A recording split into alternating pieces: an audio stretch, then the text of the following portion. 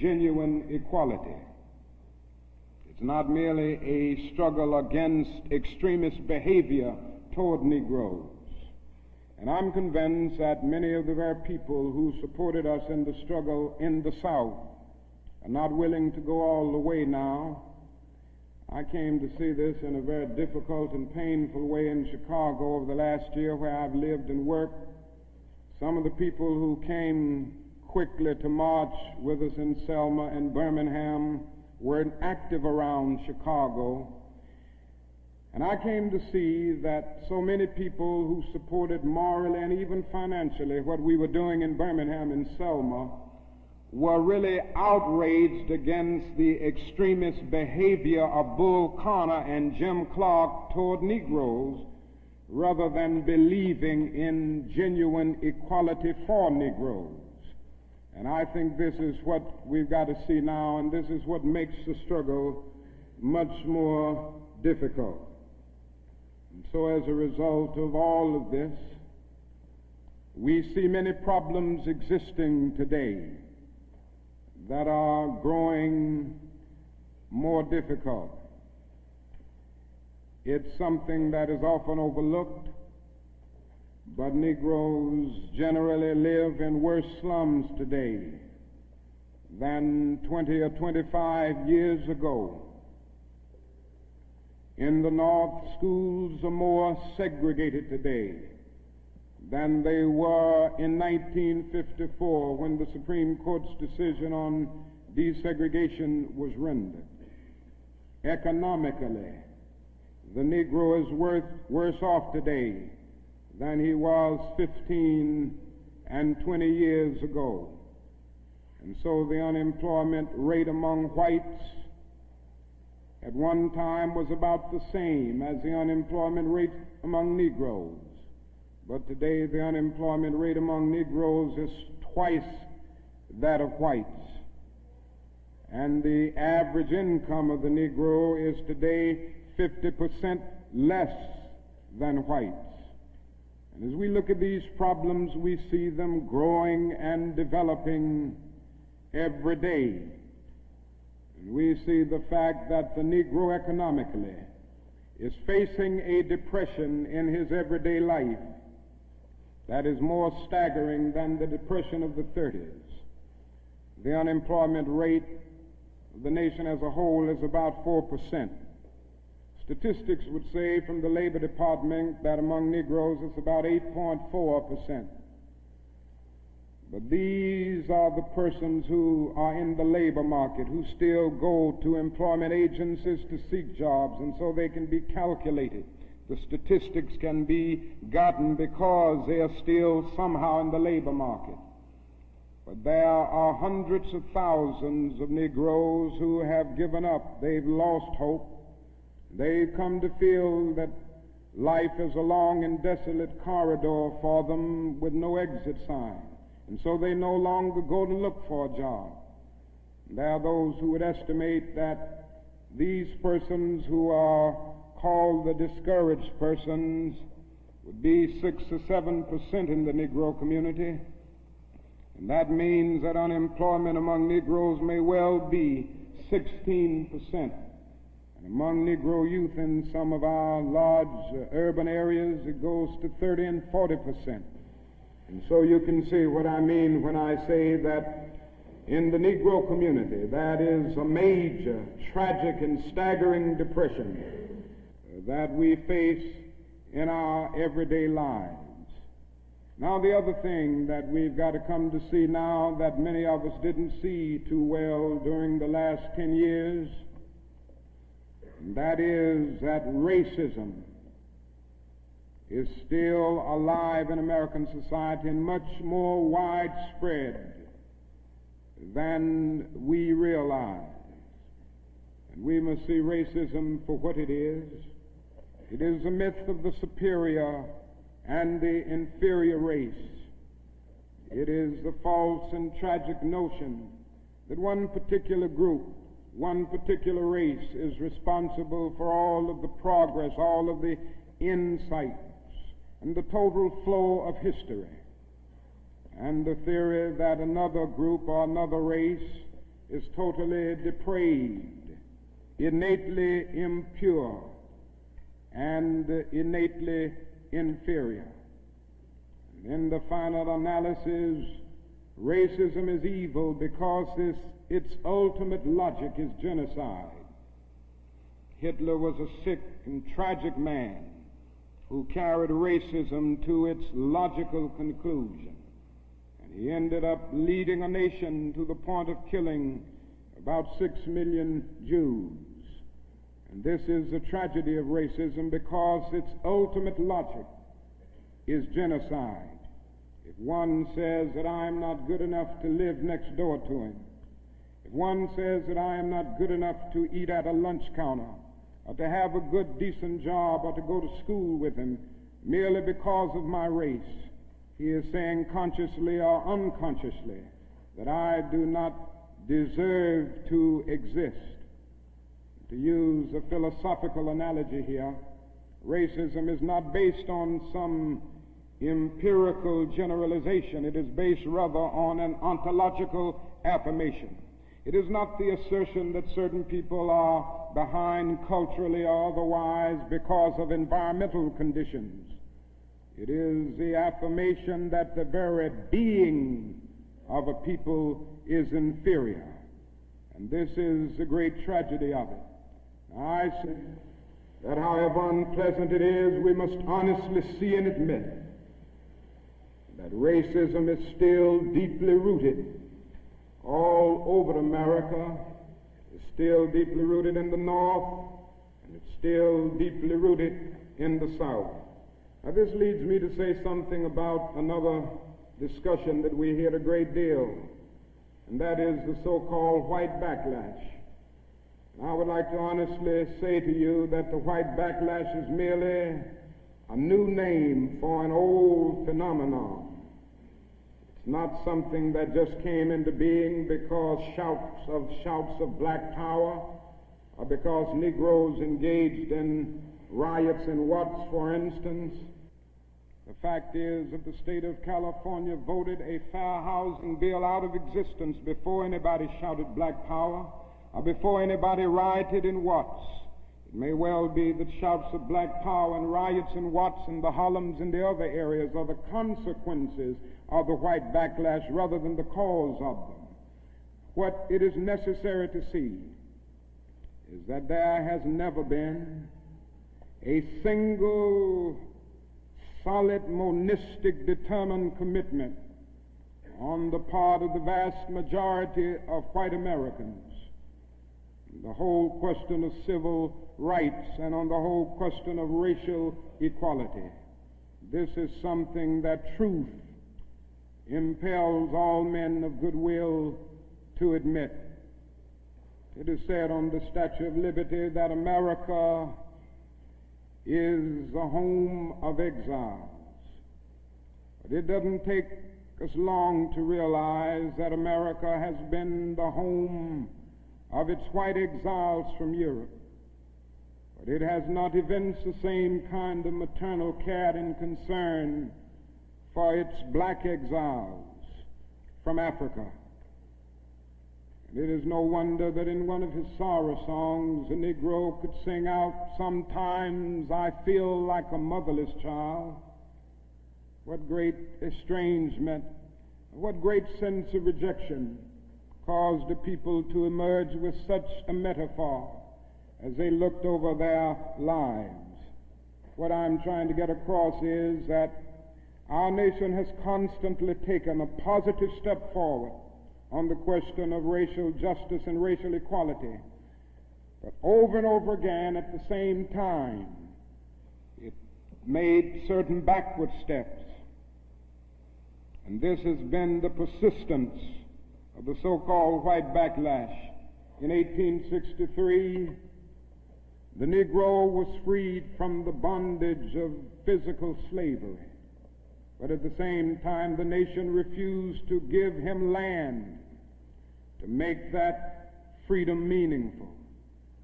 And at that same period, America was giving millions of acres of land in the West and the Midwest which meant that America was willing to undergird its white peasants from Europe with an economic floor that would make it possible to grow and develop, and refused to give that economic floor to its black peasants, so to speak. And this is why Frederick Douglass could say that emancipation for the Negro was freedom to hunger, freedom to the winds and rains of heaven, freedom without roofs to cover their heads. He went on to say that it was freedom without bread to eat, freedom without land to cultivate. It was freedom and famine at the same time. But it does not stop there. In 1875, the nation passed a civil rights bill and refused to enforce it. In 1964, the nation passed a weaker civil rights bill. And even to this day, that bill has not been totally enforced in all of its dimensions. The nation heralded a new day of concern for the poor, for the poverty-stricken, for the disadvantaged, and brought into being a poverty bill. But at the same time, it put such little money into the program that it was hardly and still remains hardly a good skirmish against poverty. White politicians in suburbs talk eloquently against open housing, and in the same breath contend that they are not racist. Now, all of this and all of these things tell us that America has been backlashing on the whole question of basic constitutional and God-given rights for Negroes and other disadvantaged groups for more than 300 years. So these conditions, persistence of widespread poverty, of slums, and of tragic conditions in schools and other areas of life, all of these things have brought about a great deal of despair and a great deal of desperation, a great deal of disappointment and even bitterness in the Negro communities. And today all of our cities confront huge problems. All of our cities are potentially powder kegs as a result of the continued existence of these conditions. Many in moments of anger, many in moments of deep bitterness, engage in riots. And let me say, as I've always said, and I will always continue to say, that riots are socially destructive and self-defeating. I'm still convinced that nonviolence is the most potent weapon available to oppress people in their struggle for freedom and justice. I feel that violence will only create more social problems than they will solve, and that in a real sense it is impractical for the Negro to even think of mounting a violent revolution in the United States. So I will continue to condemn riots and continue to say to my brothers and sisters that this is not the way. Continue to affirm that there is another way. But at the same time, it is as necessary for me to be as vigorous in condemning the conditions which cause persons to feel that they must engage in riotous activities as it is for me to condemn riots. I think America must see that riots do not develop out of thin air. Certain conditions continue to exist in our society, which must be condemned as vigorously as we condemn riots. But in the final analysis, a riot is the language of the unheard. And what is it that America has failed to hear? It has failed to hear that the plight of the Negro poor has worsened over the last few years. It has failed to hear that the promises of freedom and justice have not been met. And it has failed to hear that large segments of white society are more concerned about tranquility and the status quo than about justice, equality, and humanity. And so in a real sense, our nation's summers of riots are caused by our nation's winters of delay. And as long as America postpones justice, we stand in the position of having these recurrences of violence and riots over and over again. Social justice and progress are the absolute guarantors of riot prevention. Now let me go on to say that if we are to deal with all of the problems that I've talked about, if we are to bring America to the point that we have one nation, indivisible, with liberty and justice for all, there are certain things that we must do. The job ahead must be massive and positive. We must develop massive action programs all over the United States of America in order to deal with the problems that I have mentioned. Now, in order to develop these massive action programs, we've got to get rid of one or two false notions that continue to exist in our society. One is the notion that only time can solve the problem of racial injustice. I'm sure you've heard this idea. It is the notion almost that is something in the very flow of time that will miraculously cure all evils. And I've heard this over and over again. There are those, and they're often sincere people, who say to Negroes and their allies in the white community that we should slow up and just be nice and patient and continue to pray, and in 100 or 200 years the problem will work itself out, because only time can solve the problem. I think that is an answer to that myth, and it is that time is neutral. It can be used either constructively or destructively. And I'm absolutely convinced that the forces of ill will in our nation, the extreme righteous in our nation, have often used time much more effectively than the forces of goodwill. And it may well be that we will have to repent in this generation, not merely for the vitriolic words of the bad people and the violent actions of the bad people, but for the appalling silence and indifference of the good people who sit around and say, wait on time. Somewhere we must come to see that social progress never rolls in on the wheels of inevitability. It comes through the tireless efforts and the persistent work of dedicated individuals, and without this hard work, time itself becomes an ally of the primitive forces of social stagnation.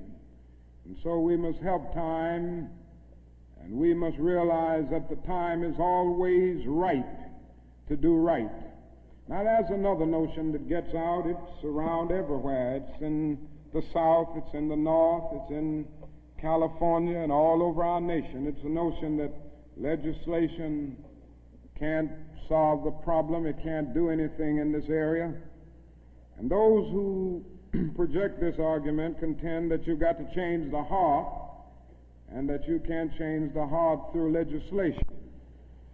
Now, I would be the first one to say that there is real need for a lot of heart changing in our country, and I believe in changing the heart. I preach about it. I believe in the need for conversion in many instances, and regeneration, to use theological terms. And I would be the first to say that if the race problem in America is to be solved, the white person must treat the Negro right, not merely because the law says it, but because it's natural, because it's right, and because the Negro is his brother. And so I realize that if we are to have a truly integrated society, Men and women will have to rise to the majestic heights of being obedient to the